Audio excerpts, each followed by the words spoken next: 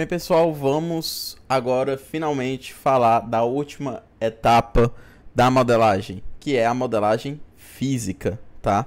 Então, esse curso a gente veio trilhando, né, um longo caminho de entendimento do processo de modelagem de dados. A gente fez um modelo conceitual, inicialmente focando nas regras de negócio, em como as coisas se conversam e se conectavam do ponto de vista semântico.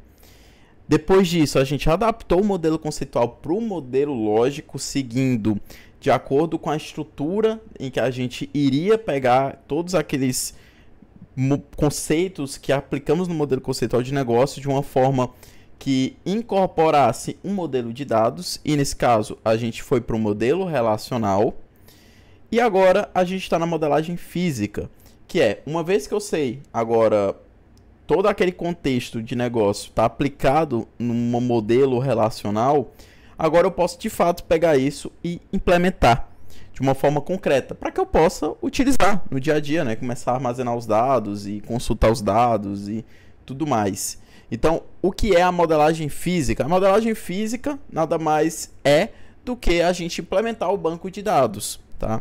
Por isso que o termo físico, né? Essa parte física, imagina que é o concreto, né? Ali o banco de dados existindo, os dados ali dentro, esses dados vão estar armazenados em um disco rígido, né? Então imagina que a parte física, né, vai estar atrelada a esse contexto, tá bom?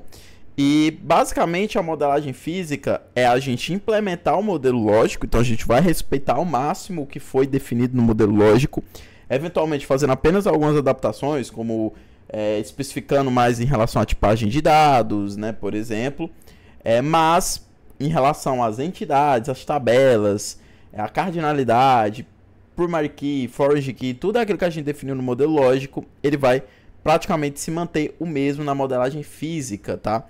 E o que vai ser adaptado é de acordo para onde eu estou implementando esse modelo, né? Qual SGBD que eu estou escolhendo, tá?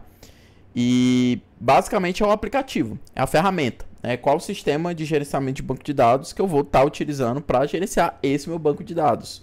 Então, de ferramenta para ferramenta, vou mudar alguns aspectos, né?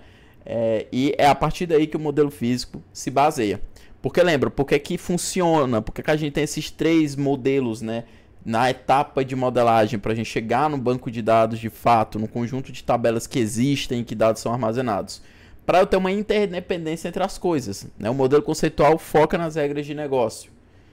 O modelo lógico foca no modelo de dados que eu estou utilizando. E o modelo físico foca na ferramenta que eu estou utilizando para gerenciar e organizar esse banco de dados. Então, se eu vou mudar meu sistema, né, hoje a gente usa a ferramenta A, agora a gente vai para a ferramenta B, o modelo lógico e o conceitual se mantém inalterado, né? As regras de negócio vão ser as mesmas, o modelo de dados vai continuar sendo relacional, então eu só preciso mexer na camada física. Agora, por exemplo, por algum motivo não vão ser mais dados relacionais, vão ser dados seguindo outro modelo, né? Vai ser outro modelo de dados que vai ser utilizado. Aí realmente você vai precisar, além da modelagem física, mexer no modelo de dados também, no modelo lógico, né? E por fim, se mexer em algo da regra de negócio, algo mudar, aí você precisaria mexer nas três camadas, né? Mas entende que regras de negócio mudar já é uma coisa um pouco mais complexa de ocorrer. Claro que eventualmente pode acontecer de entrar em novos processos, de alguns processos serem alterados, isso é totalmente normal, mas num dia a dia, né, ao longo prazo, não é algo que vai mudar toda semana, concordam? Além disso, o modelo de dados também ele fica muito preso ali também, né? É muito difícil você estar, por exemplo, trabalhando com um modelo relacional e do nada mudar para outro modelo de dados, né? Normalmente você mantém, tá? Também é outro caso ainda mais difícil de acontecer, eu diria, do que em relação a, por exemplo, as mudanças das regras de negócio, tá? Mas não quer dizer que seja impossível, tá? E o sistema, né, a ferramenta, é o que talvez ele possa mudar mais facilmente, né? Questão de custo, questão de parcerias com as empresas responsáveis pelas ferramentas, algum detalhe específico ali que seja útil ao negócio em relação a outra ferramenta. Mas aí a gente não precisa sair mexendo nas três camadas, né? E um ponto também que é interessante, por mais que possa mudar, por exemplo, uma regra de negócio vai ser adicionada ou removida, enfim, você dificilmente vai mexer em toda a tua regra de negócio, né? Provavelmente você vai editar, você vai alterar em cima do que você já possui, né? Então isso também é um outro detalhe que é muito importante a gente levar em conta, né? Então esse é o benefício da gente ter essas 3 camadas de modelagem. E, bom, mas como é que eu vou construir, né, de fato, esse banco de dados? Bom, no caso dos bancos de dados relacionais, a gente vai estar utilizando uma linguagem, né, específica para isso, que é o SQL, Structured Query Language, ou linguagens de consulta estruturada, traduzindo para o português, né? E ela é uma linguagem padrão, que vai gerenciar e manipular os bancos de dados relacionais. Então, todos os bancos de dados relacionais que você pegar no mercado, elas utilizam o SQL, tá bom? E ele é totalmente baseado na álgebra relacional que a gente estudou anteriormente. Então, praticamente tudo que a gente viu na álgebra relacional vai se aplicar no SQL. O que vai mudar é apenas a sintaxe, né? E o que eu quero dizer com sintaxe é só a forma que você vai escrever as operações, né? Porque não são aqueles símbolos, né? Que a gente viu na álgebra relacional, né? O SQL tem suas próprias termos e palavras, mas é totalmente análogo, né? Muitas operações que a gente faz na álgebra relacional, você consegue ter uma equivalência no SQL, mudando só a forma que está escrita, tá? E outro detalhe, a gente tem outros, né, bancos de dados aí que não são relacionais, né, que seguem outros modelos, e por mais que eles sigam outro modelo de dados, e a gente vai falar disso um pouco depois, tá? Eles ainda vão ter alguma linguagem, alguma coisa que vai permitir você fazer a construção, né, desses caras. E muitas vezes tem similaridades com a lógica da álgebra relacional.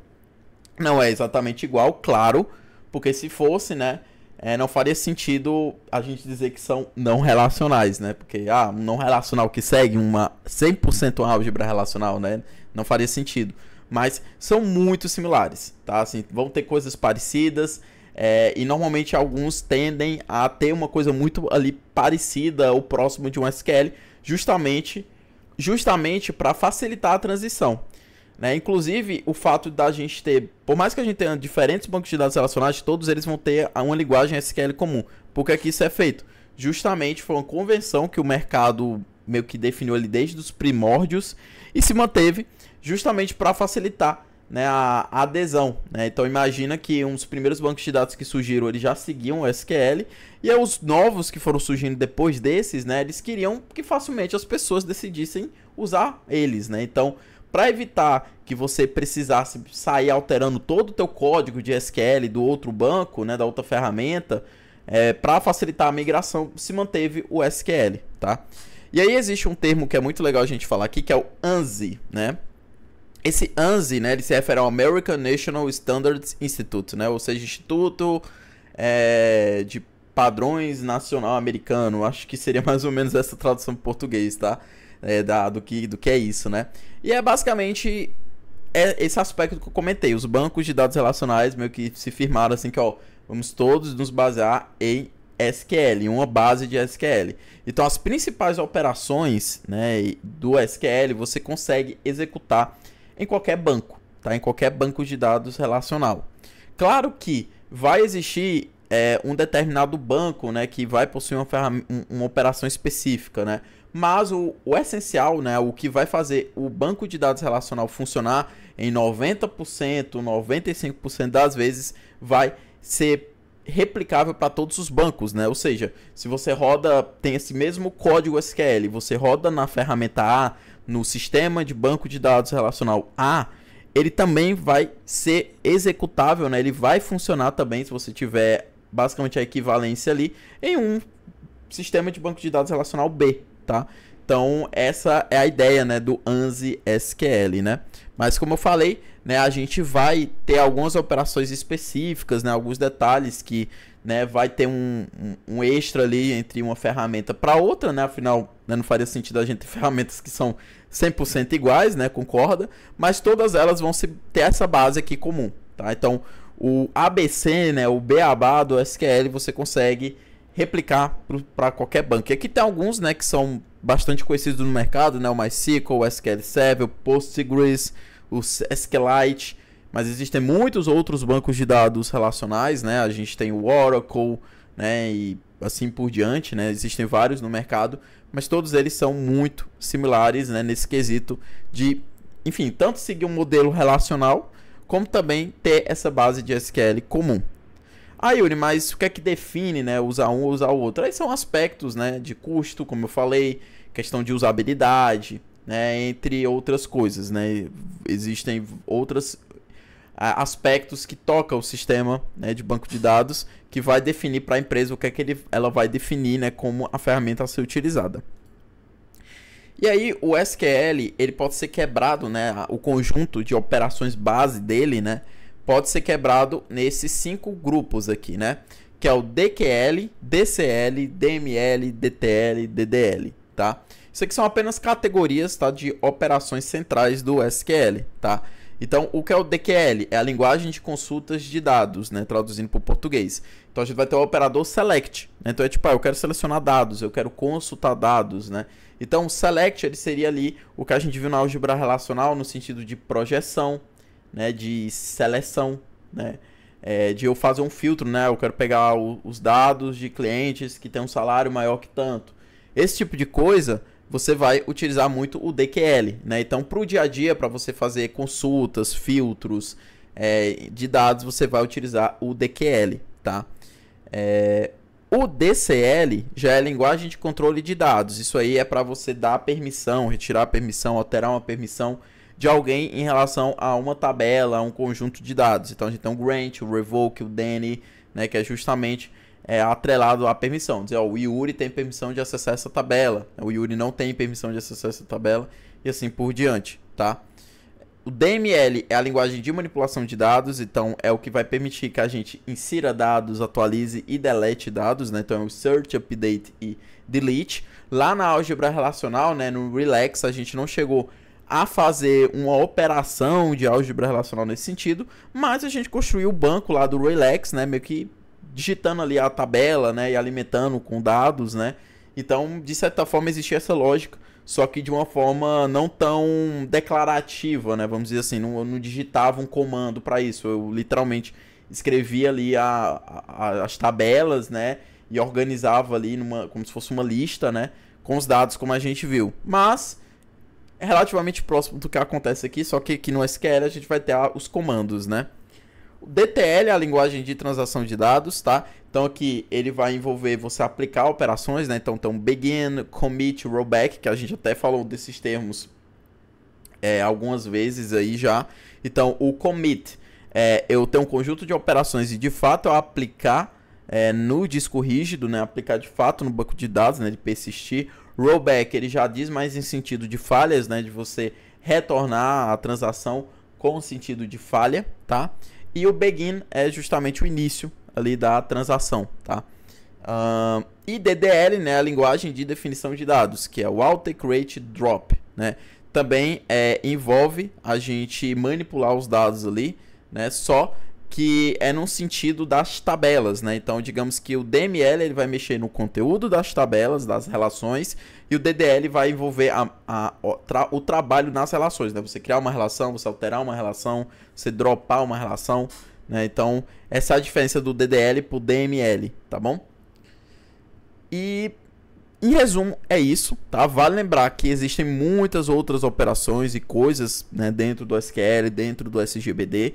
Para esse curso, a gente vai fazer a parte inicial, que é criar, né, um banco de dados juntos, né? A gente vai utilizar o Postgres, tá? Que ele é um banco de dados mais acessível, mais comumente usado no mercado, tá bom? Então a gente vai estar utilizando Postgres, SQL, mas o conhecimento que a gente vai explorar aqui também é válido e facilmente replicável para outros bancos, tá? Então se você cai numa empresa que usa um MySQL ou um outro projeto que usa um SQL Server, não precisa se assustar, porque a tua curva de aprendizado vai ser muito mais rápido, visto que você já vai ter conhecimento em um dos bancos de dados, né? E a gente vai fazer essa etapa de criar a tabela e alimentar essas tabelas com dados, tá? Mas a gente não vai afunilar muito para dentro do SQL, tá? Por quê? Porque a gente tem um curso específico, né, de SQL já disponível dentro da plataforma, tá? Então é lá onde a gente vai de fato entrar mais a fundo na linguagem SQL, né, nos detalhes a respeito ali dos comandos, do que existe ali do SGBD, especificamente o relacional, tá? Porque aqui esse curso é para falar de modelagem de dados de um panorama um pouco mais geral, tá? Então é por isso que a gente não vai entrar muito a fundo no SQL aqui, para você não estranhar caso você... mas eu não vai falar muito desse grant, revoke, nem das outras operações ali que a gente tem, né? Tipo, como é a junção dentro do SQL, né? Ou como é que eu faço um filtro ali no select. Isso vai ficar para outro momento, tá bom? Então só dando esse detalhe para vocês compreenderem, tá? E, bom, agora vai ser essa etapa, né? Seguinte, a gente tem aqui o modelo lógico que nós construímos, né? E aí a gente vai utilizar o modelo lógico aqui como base para construir o modelo físico, tá bom? E aí isso vai ser feito, né, agora na próxima aula, né, em seguida, para a gente separar aqui e não ficar uma aula muito densa de uma vez, tá bom? Então, vamos em frente.